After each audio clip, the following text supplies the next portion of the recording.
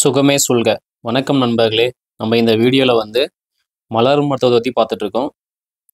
Doctor Edward பேட்சன்றவர் தான் மலர் மருத்துவத்தை கண்டுபிடிச்சாரு. அவர் சொல்ல வரக்கூடிய ஒரு மிக முக்கியமான கூற்று என்ன அப்படின்னா, மனிதனுடைய வியாதிகளுக்கு அவனுடைய மனம்தான் அதிகமாக காரணமாக இருக்குது அப்படின்ற ஒரு விஷயத்த அவர் சொல்கிறாரு. மனதை சரிப்படுத்தினால் வியாதிகளும் சரியாகுது அப்படின்றத தான் அவர் முன் வைக்கிறார். அவர் கண்டுபிடித்த ஒரு எளிய மருத்துவம் தான் இந்த மலர் மருத்துவம். இன்னைக்கு இந்த வீடியோவில் 2 மலர் மருந்துக்கான கம்பேரிசன்ஸ் தான் பார்க்க போகிறோம். அதாவது ஒன்றுக்கொன்று எதிர்குணம் கொண்ட மருந்துகள் அப்படின்றதுல ராக் வாட்டர் அண்ட் வைன் ரெண்டுத்துக்கும் என்ன வேறுபாடுன்றதை பார்க்கலாம். ராக் வாட்டர் அப்படின்றது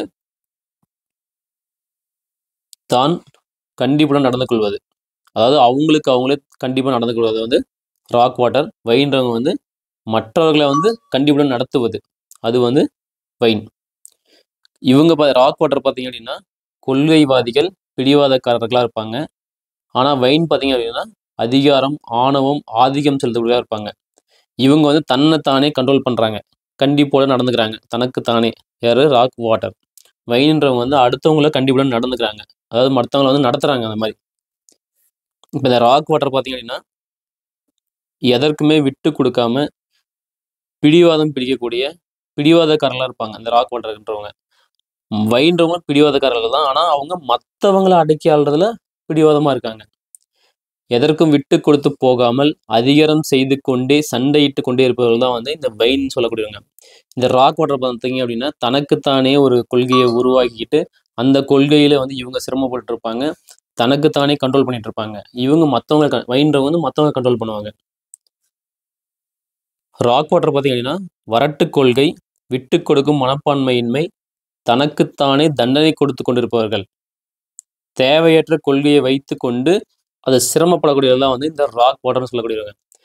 இந்த வைன் பார்த்தீங்கன்னா ஹிட்லர் தன்மை, அதிகாரம் மோகம் பிடிச்சவங்க, வெறி பிடிச்சவங்க, தலைகணம், அகம்பாவம், அடங்கா பிடாரித்தன்மை, சர்வாதிகாரி, ஹிட்லர் மாதிரி இருப்பாங்க அவங்க. யாரு? வைன்ற நபர்கள்.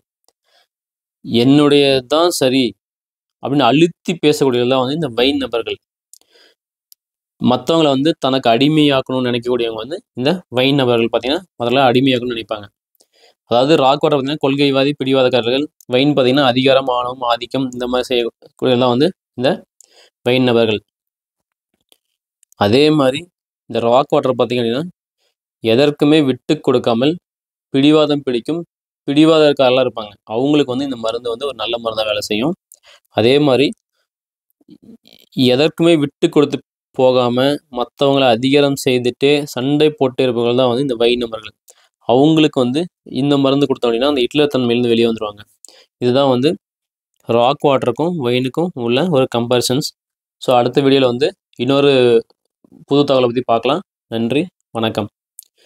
நம்ம சேனலை சப்ஸ்கிரைப் பண்ணிவிடுங்க. உங்களுக்கு பிடித்திருந்தால் லைக் பண்ணுங்கள், உங்கள் ஃப்ரெண்ட்ஸ்க்கு ஷேர் பண்ணுங்கள். நன்றி, வணக்கம். சுகமே சொல்க.